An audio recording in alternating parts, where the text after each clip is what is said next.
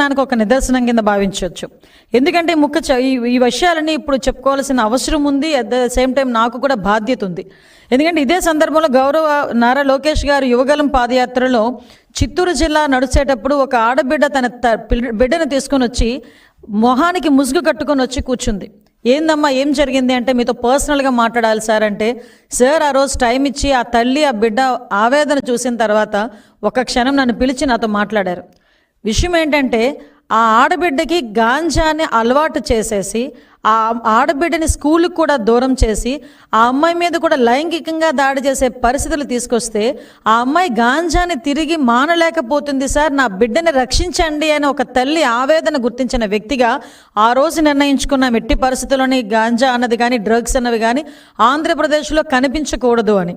నేను హోమ్ మినిస్టర్గా ప్రమాణ స్వీకారం చేసి ఇంకా నేను ఛార్జ్ తీసుకోక ముందుగానే గౌరవ్ లోకేష్ గారు నాకు కాల్ చేసి, అమ్మ మనం దీని మీద దృష్టి పెట్టాలి, మీరు నేను కలిసి కోఆర్డినేషన్తో పనిచేస్తే డెఫినెట్గా మెరాకిల్స్ సృష్టించవచ్చు, యువత భవిష్యత్తు మీద మాకు మంచి భరోసా కల్పించవచ్చు అని చెప్పిన తర్వాత ఆ రోజు నుంచి ఈ రోజు వరకు కూడా ప్రత్యేకమైన దృష్టి పెట్టి ఒక ఈగల్ సంస్థని ఏర్పాటు చేసి ఒక ఐజీ స్థాయి వ్యక్తిని ఏర్పాటు చేసి ఒక ప్రత్యేక విభాగంగా దాన్ని పెట్టి ఈరోజు పూర్తి వాళ్ళకి పవర్లు ఇచ్చి ఈరోజు ఈగల్ సంస్థ నడిపిస్తూ ఉంటే, ఒక పక్క నుంచి డ్రగ్స్ వద్దు బ్రో అని క్యాంపెయిన్ని సుమారుగా 50,000 స్కూల్స్లో ఈ రోజుకి మేము కండక్ట్ చేసి డ్రగ్స్ వల్ల వచ్చే నష్టాలు, డ్రగ్స్ తాలూకా కేసుల్లో ఇరుక్కుంటే వాళ్ళ భవిష్యత్తు ఎలా పాడవుతుంది అని ఎన్డీపీఎస్ యాక్ట్స్ మీద చట్టాల మీద కూడా అవగాహన కల్పించే పరిస్థితి మేము తీసుకొస్తా ఉంటే, ఈ రోజుకి కూడా జగన్మోహన్ రెడ్డి పరిస్థితి ఎలా ఉంది అంటే, వాళ్ళ తాలూకా మాఫియా పరిస్థితి ఎలా ఉంది అంటే, మా ప్రభుత్వం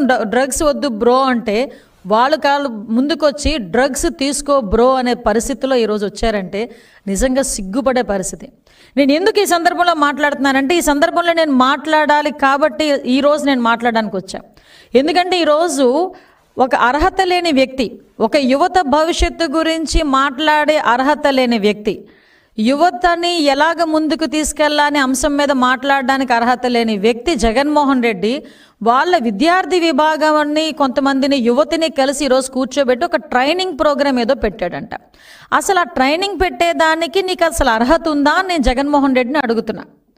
ఆ పులివెందుల ఎమ్మెల్యేకి కనీసం అర్హత ఉందా అని నేను అడుగుతున్నా. ఎందుకంటే నీ విద్యార్థి విభాగం నాయకుడు కొండారెడ్డి వైజాగ్లో ఏయూలోని ఎంబీఏ చేస్తూ ఈ డ్రగ్స్ని దాందాగా చేస్తూ మొన్న ఈగల్కి టాస్క్ ఫోర్స్ డిపార్ట్మెంట్కి పట్టుబడిన సంగతి జగన్మోహన్ రెడ్డికి తెలీదా? జగన్మోహన్ రెడ్డికి తెలియకుండానే జరిగిందా? ఆ కొండారెడ్డి విద్యార్థి విభాగం అధ్యక్షుడు కాదా?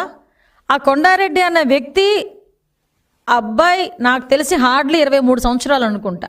అంటే వయసు కూడా ఎందుకు నేను మెన్షన్ చేస్తున్నానంటే, ఏ వయసులోని పిల్లలు ఇలాంటి డ్రగ్స్కి అదేవిధంగా గాంజాకి అలవాటు పడి వాళ్ళ భవిష్యత్తు నాశనం చేసుకోవడమే కాకుండా వాళ్ళ తల్లిదండ్రులకి కూడా క్షోభ మిగిల్చే పరిస్థితి. ఈరోజు ఎన్నో ఆశలతో విశాఖపట్నంలో చదువుకోవడం అంటే నిజంగా చాలామందికి ఒక టార్గెట్. అది ఒక గీతం కాలేజీలో నాకు సీట్ వచ్చింది, నా బిడ్డకి సీట్ రావాలి అంటే పేమెంట్ సీట్ అయినా చదివిస్తాను అన్న తల్లిదండ్రులు ముందుకు వస్తారు. ఎందుకో తెలుసా? గీతం కాలేజ్ లాంటి కాలేజో, ఆంధ్ర యూనివర్సిటీ లాంటి యూనివర్సిటీయో, లేకపోతే డైట్ లాంటి ఇంజనీరింగ్ కాలేజో, ఏదో ఒక ఇంజనీరింగ్ కాలేజీలో నా బిడ్డ చదివితే 4 సంవత్సరాల తర్వాత క్యాంపస్ ఇంటర్వ్యూస్ వస్తే ఏదో ఒక ఉద్యోగం నా బిడ్డ నిలబడతాడు, నన్ను చూసుకుంటాడు అన్న ఒక భరోసాగా ప్రతి తల్లిదండ్రులు కూడా ఒక పూట తిని ఒక పూట తినక లోన్లు పెట్టుకొని అప్పులు సప్పులు చేసి పిల్లలను చదివించడానికి యూనివర్సిటీస్కి పంపిస్తే అక్కడ కూర్చున్న మీ విద్యార్థి విభాగం నాయకుడు మీ నాయకుల తాలూకా ప్రోద్బలంతో, మీ నాయకుల తాలూకా ప్రోత్సాహకాలతో వాళ్ళకి డ్రగ్స్లకి బానిసలను చేసి వాళ్ళ జీవితాన్ని ఛిద్రం చేసి నాశనం చేస్తూ ఉంటే కూర్చొని వాళ్ళకి పనిష్మెంట్ ఇవ్వడం పోయి వాళ్ళతో కూర్చొని మీటింగ్లు పెట్టుకునే పొజిషన్కి వచ్చావంటే నీకు అసలు సిగ్గుందా? అసలు కనీసం ఒక భవిష్యత్తు గురించి ఆలోచించే నాయకుడివేనా నువ్వు? కనీసం ఈ రోజు వరకు కొండారెడ్డి అన్న వ్యక్తి మీద నువ్వు ఎందుకు కనీసం దాని మీద చర్యలు తీసుకోలేదు? ఎందుకు నా పార్టీకి అతనికి సంబంధం లేదని కానీ, పార్టీ నుంచి తొలగిస్తున్నానని కానీ, పార్టీ నుంచి సస్పెండ్ చేస్తున్నానని కానీ ఒక్క మాట కూడా ఈరోజు వైఎస్ఆర్సీపీ నాయకుల దగ్గర నుంచి కానీ, వైఎస్ఆర్సీపీ నాయకుడి దగ్గర నుంచి కానీ రాలేదు అంటే దాన్ని మనం ఏ విధంగా తీసుకోవాలి? అంటే డ్రగ్స్ని ఇండైరెక్ట్గా డైరెక్ట్గా సపోర్ట్ చేస్తున్నాడు జగన్మోహన్ రెడ్డి అన్న విషయం ఈరోజు మేము ఆలోచించుకోవాలా? జగన్మోహన్ రెడ్డి సీఎంగా ఉన్న పొజిషన్లో 2019 నుంచి 24 మధ్యలో గాంజా దేశంలో ఎక్కడ దొరికినా కూడా దాని మూలాలు ఎక్కడున్నాయిరా అంటే ఆంధ్రప్రదేశ్లో ఉన్నాయి అని చెప్పుకునే పరిస్థితి.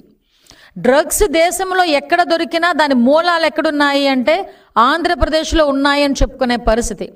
అన్నపూర్ణ ఆంధ్రప్రదేశ్గా ఉన్న ఈ రాష్ట్రాన్ని గాంజా ఆంధ్రప్రదేశ్గా మార్చేసి స్కూల్ పిల్లల బ్యాగుల్లోకి కూడా గాంజాయిని చేర్చిన ఘనత జగన్మోహన్ రెడ్డిది. ఆ రోజు నుంచి ఈ రోజు వరకు కూడా ఒక్కసారి మనం వెనకాతలకు తిరిగి చూసుకుంటే ఎన్ని డ్రగ్స్ దందాలండి, ఎన్ని గాంజాలండి. కనీసం గాంజా కల్టివేషన్ ఎక్కడ జరుగుతుంది, గాంజా కల్టివేషన్ జరిగిన తర్వాత ట్రాన్స్పోర్టేషన్ ఎలా జరుగుతుంది అనేది కనీసం అవగాహన లేకుండా ఆ రోజు ముఖ్యమంత్రిగా ఉన్న ఇప్పుడు పులివెందుల ఎమ్మెల్యే ఏ రోజైనా డ్రగ్స్ మీద గాంజా మీద పోలీస్ డిపార్ట్మెంట్ని కూర్చోబెట్టుకుని ఒక రివ్యూ చేయగలిగాడా?